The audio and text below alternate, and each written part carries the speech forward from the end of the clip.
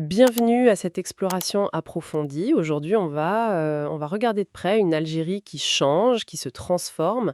Elle semble vouloir laisser derrière elle son image de pays importateur pour devenir, d'après notre source, un immense atelier de fabrication Oui, c'est ça. Une ambition de production locale, en fait. et qui touche des secteurs assez variés, voire surprenants. Absolument. On va essayer de décortiquer un peu cette transformation industrielle en se basant sur une analyse vidéo récente.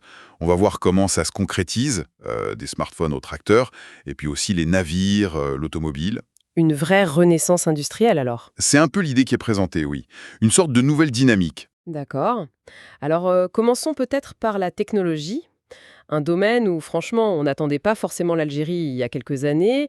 On parle de smartphone made in Algeria. Il y a cette entreprise, Condor, Oui, Condor. qui semble revenir en force et qui viserait pas seulement le marché local, mais carrément l'export. Afrique, Moyen-Orient, même l'Europe est mentionnée. C'est ambitieux, non? Ah oui, c'est plus qu'ambitieux. En fait, il faut voir ça comme quelque chose de stratégique.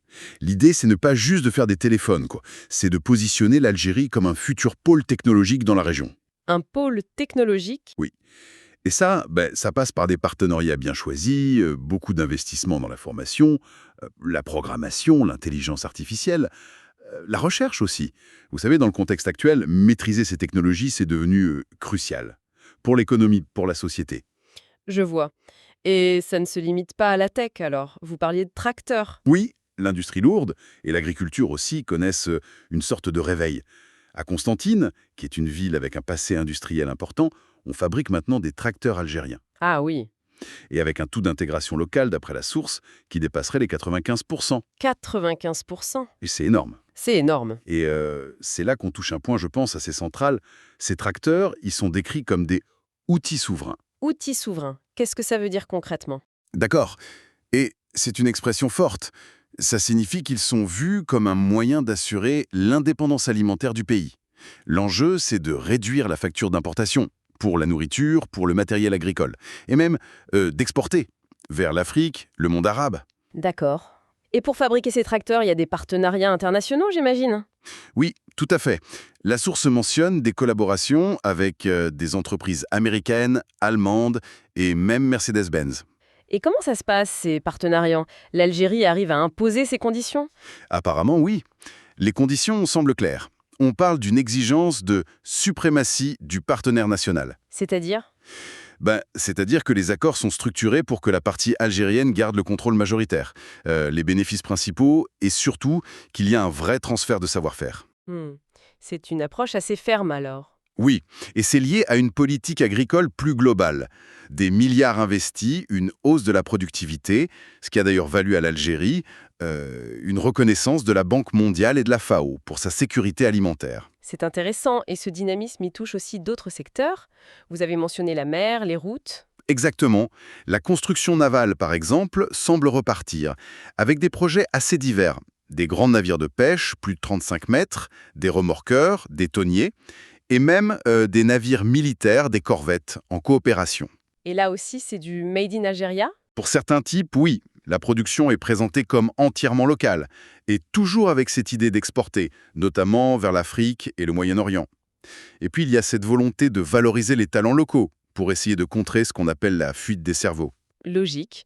Et alors, l'automobile, on en a beaucoup entendu parler par le passé. Les usines d'assemblage, parfois un peu critiquées, non? Ce qu'on appelait le gonflage de pneus. Oui, c'est vrai.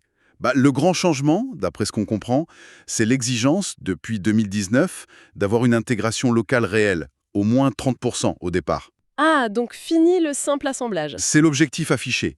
L'usine Fiat à Oran, qui vise 90 000 véhicules par an, est donnée comme exemple de cette nouvelle approche. On mentionne aussi l'intérêt de constructeurs chinois, japonais, et même, plus ambitieux, des projets de véhicules électriques. Des véhicules électriques algériens? Oui, il y a un projet de voiture annoncé comme 100% algérienne.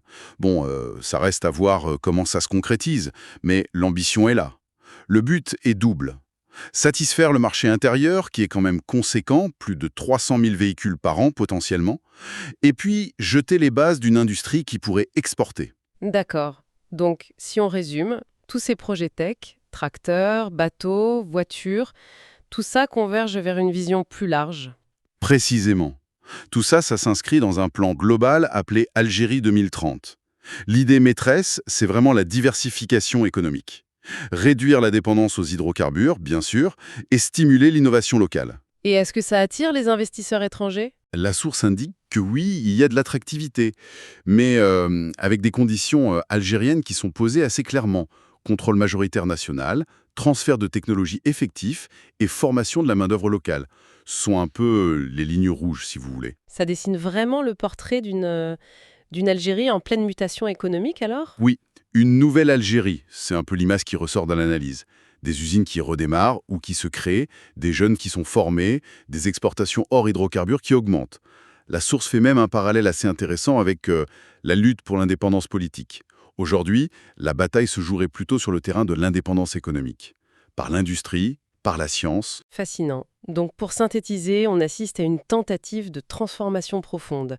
L'Algérie qui cherche à passer d'un statut de consommateur, importateur, à celui de créateur, de producteur, dans des domaines vraiment variés. C'est tout à fait ça. Et comme le souligne bien la source, ce n'est pas la fin de l'histoire, mais plutôt son début. Hmm. Ce qui est une bonne conclusion, mais qui ouvre aussi une question, non? Exactement. Ça nous amène à une interrogation pour la suite.